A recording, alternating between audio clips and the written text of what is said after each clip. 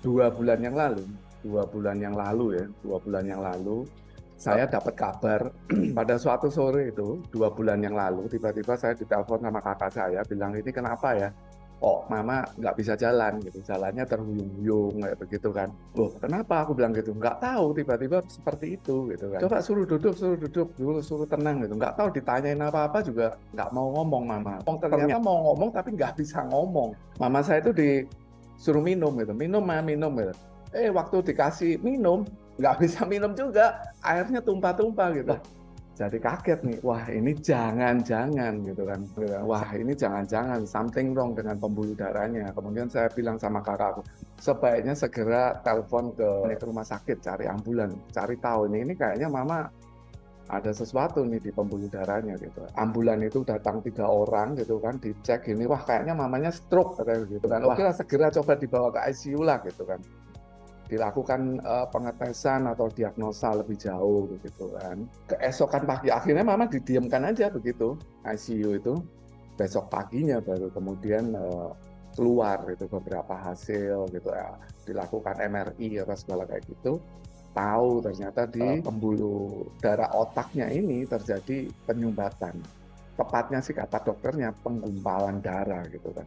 Ya dokter bilang ya nggak bisa dilakukan apa-apa sih, ini cuma kita coba upayakan begitu kan. Nah ini mama nggak bisa menelan gitu, nggak bisa menelan dan nggak bisa bersuara karena ternyata penggumpalan di otaknya ini menyerang syaraf yang ada di daerah leher ini ya. Ini membuat pita suaranya kaku, nelen jadi nggak bisa. Oke. Akhirnya ya waktu itu saya juga bingung gimana ya, dokter bilang ini ya mau nggak mau terpaksa harus di NGT itu kan, nasogastrik, nanti masukkan selang ke hidungnya supaya bisa masuklah makanan itu gitu. Oke.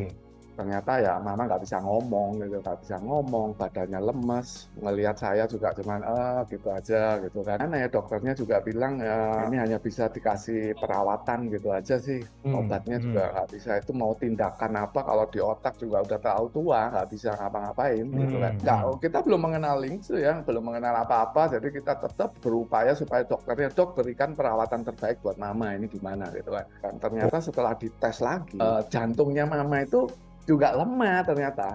Wah, Oke. kita kaget. Lemah jantung itu kan harusnya ada 2 otot besar ya yang saling bekerja sama untuk memompa gitu kan.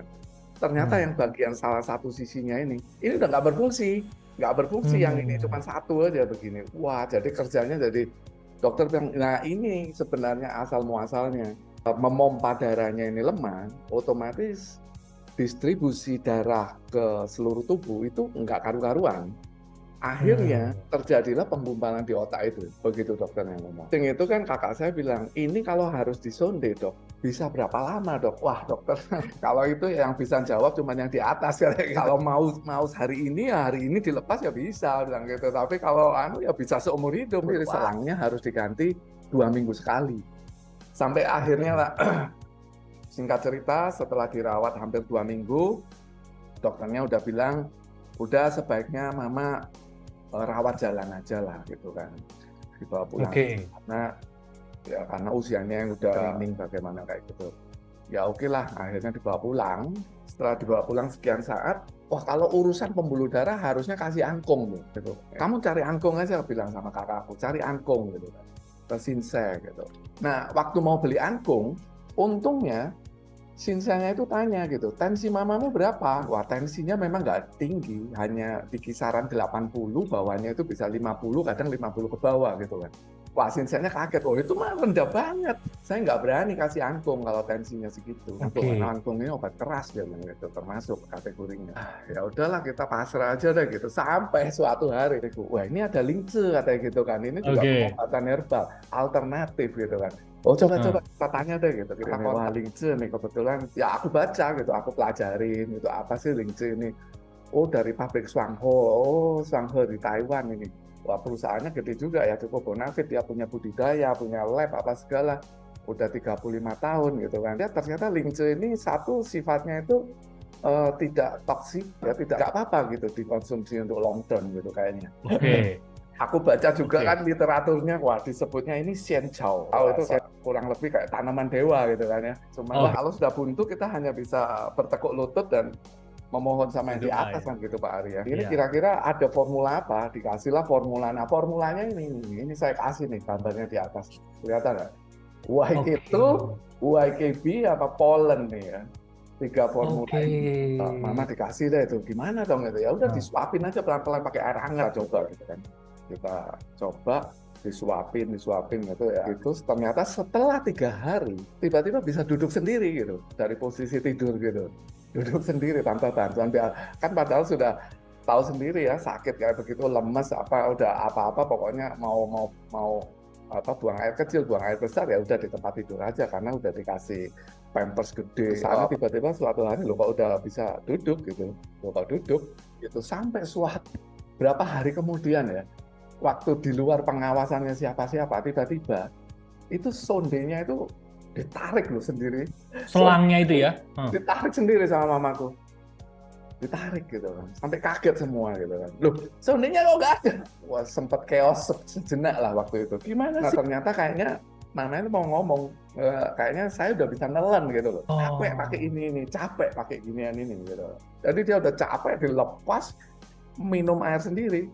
Tanya bisa nelen ya tetap dilanjutkan ya konsumsi lingsunya begitu bisa nelen sendiri. Waduh istilahnya puji Tuhan alhamdulillah kayak begitu kan kayaknya jawaban kita doa kita terjawab gitu.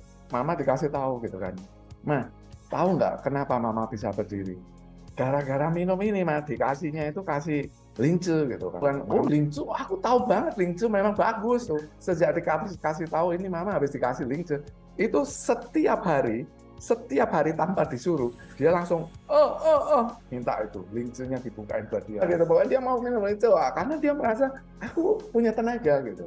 Ya udah akhirnya diminumin terus sampai beraktivitas ringan lah ya tapi sudah berani keluar sudah minta dianterin ke tempat ibadah apa segala udah bisa jalan berdiri berarti udah jalan berdiri ketemu temennya sudah bisa tersenyum gitu dipanggil namaku pelan-pelan gitu Johan gitu bisa loh bisa ngomong gitu bisa ngomong apa makan sudah bisa makan sendiri ya kan terus bahkan ke kamar kecil apa segala bisa sendiri jadi berarti prosesnya berapa lama Pak Johan?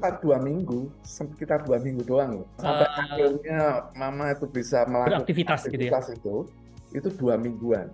Masa ngangkat ember sendiri, waduh, makanya dia merasa dirinya kayak sudah normal. Wah, gila juga ya lince ini. Ternyata efeknya bagus gitu kan. Nah dari situ kayaknya kita dapat full conviction gitu bahwa lince ini layak kita jelaskan ke teman-teman karena dia satu-satunya sih produk yang ternyata punya rekam jejak 2000 tahun ya.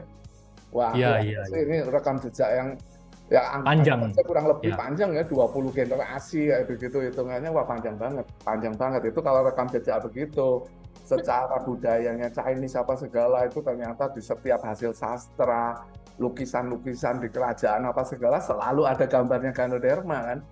Ganoderma itu ternyata sudah cukup populer ribuan tahun. Kenapa kita nggak populerkan juga sekarang karena dia cukup ya menurut saya powerful banget gitu.